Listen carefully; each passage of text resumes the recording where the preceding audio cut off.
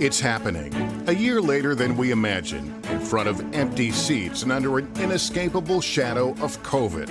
Olympics have always been about achievement against the odds, the will to find a way, albeit on the field of play, not against an insidious virus. This is my 10th Olympics, and as I arrive here in Tokyo, tested, weary, and preparing to go into soft quarantine, it's starting to come back to me. How many times right before opening ceremony, it felt like things were teetering on the edge. Take my first Olympics, Salt Lake City 2002, just 5 months after 9/11. The games were secured by armed soldiers. The fear of follow-on terror attacks haunted us in those days.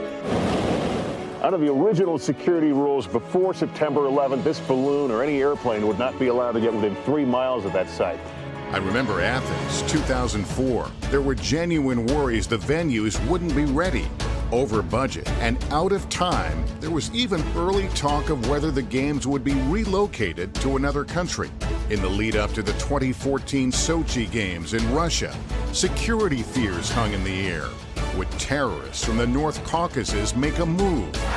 The Rio Games in 2016 played against the backdrop of the Zika outbreak.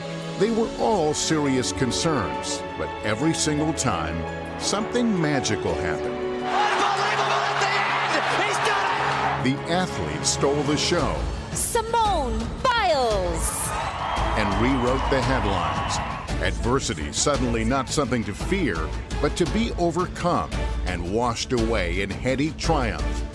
The Olympics have always been about excellence, pride, and patriotic glory. And yes, as we've already seen, these games will be different in so many ways, and there is potentially much more to risk.